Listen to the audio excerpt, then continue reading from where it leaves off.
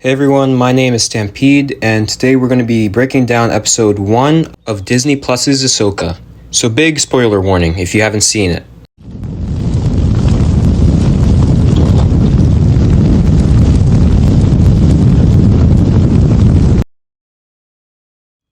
Now the episode kicks off when a pair in dark robes, who definitely aren't Sith Lords, request access to his ship. Instead of verbally communicating with the pair, which is a thing we've seen Star Wars characters do a billion times before, the rebels decide to go ahead and let them on the ship. I'll cut them some slack, they probably haven't seen the trailers. So they invite the not Sith Lords on board, and they sit down and have a nice cup of murdering everyone on the ship over a dumb oversight. By the way, I want you guys to remember that the rebel commander was stabbed by a lightsaber, and then they say this. The captain's dead. The captain's dead. The captain's dead. That's gonna come back later.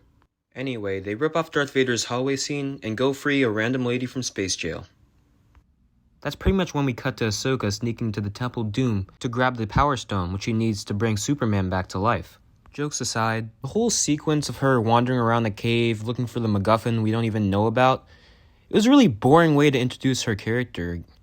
I mean, she doesn't say a word for 3 minutes. She's just like fumbling around with the cave crap, and the part of the audience that didn't fall asleep is just wondering, where are we right now? Anyway, she gets jumped by some Daft Punk fans who pull a Cyrax when they can't kill her the normal way.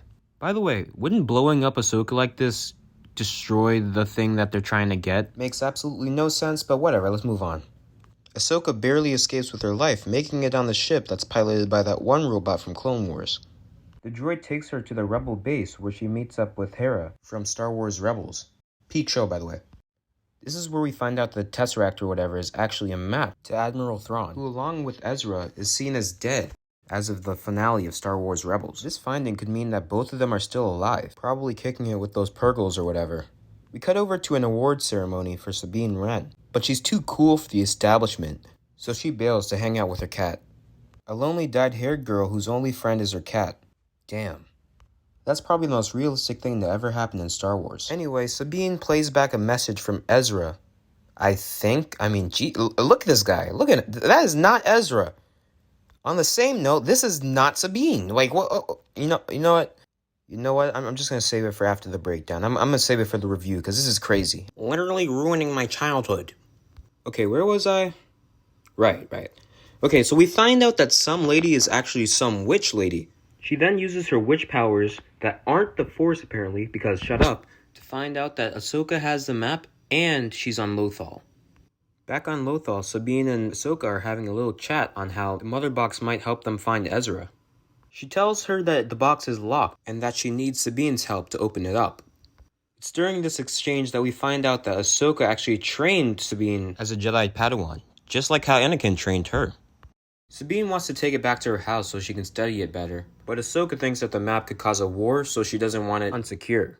Sabine gets a little bit pushy, but Huyang has news for Ahsoka, so she just tells Sabine not to do it and leaves the room. So it turns out that Huyang was able to find the two Sith Lords, using their lightsabers to track them down. He finds out that the dude Sith's name is Baylan Skoll.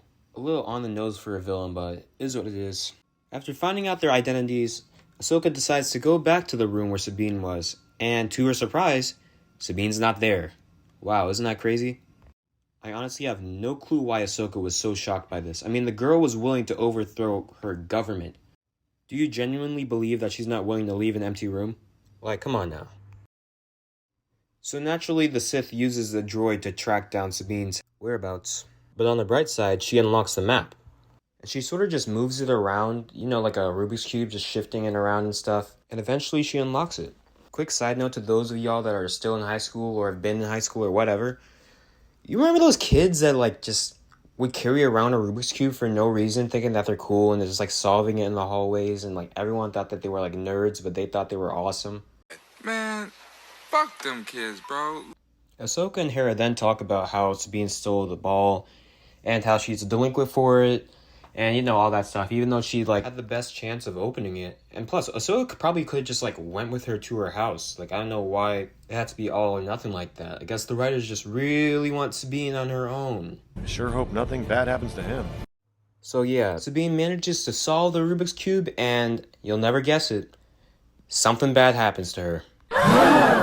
RoboCop tries to sneak her, but the cat, being the G that it is, warns Sabine, allowing her to dodge out of the way in time. Anyway, a couple more robots attacked, but what you should get from this is that Sabine still had Ezra's lightsaber, and she swung that shit worse than Finn did in The Force Awakens.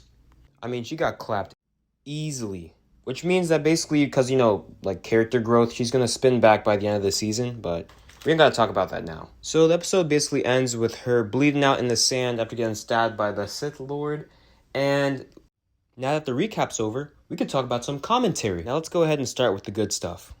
The visuals and CGI were pretty decent. I mean, the Loth Cat looks straight from the show.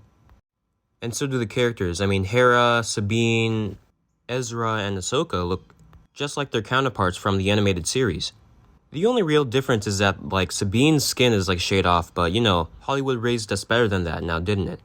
Personally, I think the characters look fine, but I know that there's gonna be some complaining somewhere out there. The villains seem okay. I mean, I'm glad that, like, we finally get to see Jedi versus Sith. Like, I feel like it's been a while since we've seen that. They seem to be taking some inspiration from, Count Dooku and Vader. And personally, I don't really have a problem with that. I mean, it is a little, like, cheap, but it's fine. Sometimes you need a quiet, calculating villain, I mean, I feel like Disney has somewhat learned its lesson from Marvel because they do not want to mess up another villain. So they're just going to play it safe. You don't want another Kenobi. Now, the first big problem with the show is that this is Star Wars Rebels Season 5. This isn't Ahsoka. This isn't her show. If you came to the show to watch for Ahsoka, you are screwed because she's barely in the first episode. Not to mention that when we do see her or hear from her, she is dry as a bone. I mean, we only really get a couple words from her at a time. I genuinely feel bad for anyone coming from Clone Wars and hasn't seen Star Wars Rebels, because you would have no goddamn clue what's going on. Good luck in the series if you're watching for Ahsoka. By the way, didn't we already do the whole map to the Jedi plotline in Force Awakens? I mean, come on, do we really need to reuse old material? God forbid someone comes up with an original idea. So yeah, they're repeating old material. You can't watch this stuff if you haven't seen Rebels. If you have seen Rebels, then it holds up. But another thing with this show is, like, some of the scenes go on for way too long. Ahsoka exploring this cave is like a 5-minute long scene of her mumbling around, like, wandering and, like, doing puzzles. It was so boring. And especially, like, Sabine's punk rock chase scene. Like, was that really necessary? Or are we just, like, padding out runtime or what? Like, what's going on here? It was just unnecessary, kind of cringe, and I don't know why it's there. Another couple things. Why the hell would the robots trying to blow up the map?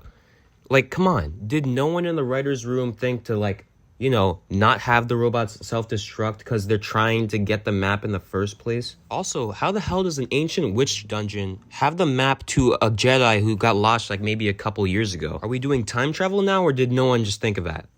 It really grinds my gears is that lightsabers don't work anymore. They just don't. I don't know what happened from episode 1 to now, but Star Wars lightsabers go from liquefying metal and liquefying Qui-Gon Jinn's vital organs to practically being a dice roll. I mean, Qui-Gon Jinn, Indiana Jones, and that guy from this exact episode that we're talking about. Remember when I told you we're coming back to that? The captain's dead. What are the rules? What are the rules? What are the rules? What are the rules? Another thing is Sabine and Ahsoka's relationship. I mean, I know in the Rebels finale that it was hinted that Sabine might be mentored by Ahsoka, but I don't really see, like, the dynamic there. They feel really awkward in the show, and honestly, I don't really think that Sabine should become a Jedi. She's always been more of a Mandalorian character, and I think that they should just stick with that, because I like that better for her. And I think a lot of the fans do too. Overall, this episode is just a little boring. I mean, I know you want to, like, set up things in the first episode, the plot for the rest of the season, but there's setup and then there's checking boxes. It's not awful, but it's nothing, like, groundbreaking. Like, Blue Beetle just came out a week ago. It's the Blue Beetle of Star Wars right now. It's not too special, it's not too great, but, like, it's a show, it's a movie, and if Ahsoka can float under the radar and make its money like Jaime Reyes did, then this franchise might just have a chance. Anyway, thank you for making it so far into the video. I mean, I really appreciate it. I'm only like 17, so I don't exactly have a team or early access to these pieces of work on television, so when it comes out, I have to watch the whole thing, write a script, voice act, and then edit the video all on my own. So other channels might have, like, the capabilities to get this out on the same day or sometimes even a couple hours after the episode comes out, while I usually have to wait a day or two. So every like, comment, and subscription counts. So thanks for watching, and I have episode 2 in the works. See you around.